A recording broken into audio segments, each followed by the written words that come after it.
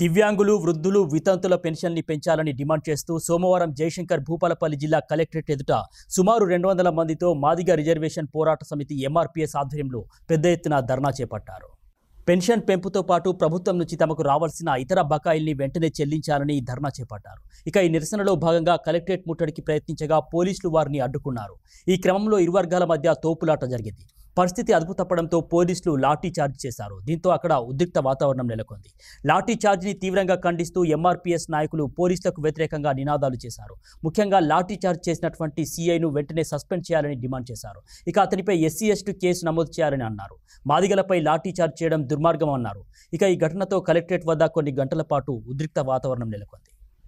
మాకు ఇచ్చిన మాట కట్టుబాటు రేవంత్ రెడ్డి అని చెప్పి అడుగుతా వాళ్ళకి వచ్చిండు. అంటే ఇది దురహంకారమా, ఇది ఆయనకున్నటువంటి ఆలోచన, ఆయనకున్నటువంటి ఏంటిదో మాకు అర్థం కాదు. నేను ఇన్ని సంవత్సరాలుగా నేను ఉద్యమంలో పనిచేస్తూ ఉన్నా. ఏ రోజు ఒక ఆఫీసర్ నన్ను ఒక దెబ్బ కొట్టలేదు, మా ఎంఆర్పీఎస్ నాయకులను కొట్టలేదు.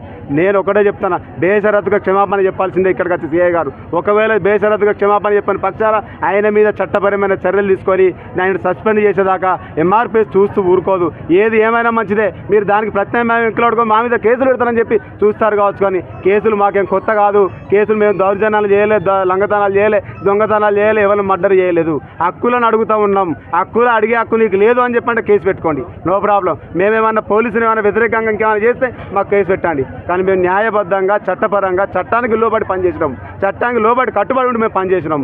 అయినా కూడా ఆయన ఒక రౌడీ లెక్క, ఒక రౌడీ ఏ విధంగా వ్యవహరిస్తారో, ఒక ప్రజలలో తిరిగేటువంటి పరిస్థితి ఎట్లా ఉంటే నేను చాలా మంది చూస్తూ ఉన్నా. మన కింది సెంటర్లో ఒక కత్తితోని దాడి జరిగింది. నేను అక్కడ చూస్తూ ఊరుకోన్నా. ఎట్లా అంటే ఒక గంజాయి ముఠా ఎట్లయితే దాడి చేసింది, నార్మల్గా కొట్టుకునే కాడ కత్తులు పట్టుకొచ్చి అది చెప్తే నేను ఇదే DSP గారికి ఫోన్ చేసి చెప్పిన, సార్ ఇక్కడ కత్తుల దాడి జరుగుతుంది రండి అని చెప్పంటే ప్రసాద్ SI గారిని పంపించండు. సేమ్ ఆ కత్తులు లేవు కావచ్చు ఇక్కడ, కానీ లాఠీ చార్జీ విపరీతమైన దెబ్బలు కొట్టి ఆయన ఇక్కడి నుంచి వెళ్ళిపోయాడు. కొట్టిన వ్యక్తి ఎందుకు వెళ్ళిపోవాలని చెప్పి నేను అడుగుతా ఉన్నా. ఇక్కడ సమాజానికి, వృద్ధుల సమాజానికి, వితంతుల సమాజానికి, వికలాంగుల సమాజానికి ఖచ్చితంగా క్షమాపణ చెప్పాలి. ఒకవేళ చెప్పని పక్షాన ఎంఆర్పీఎస్ చూస్తూ ఊరుకోదు. ఇది రాష్ట్ర వ్యాప్తంగా ఉద్యమంగా మలచడానికి అవకాశం ఉన్నది. దీనికి కృష్ణమాగ దృష్టికి ఇప్పటికే పోయింది.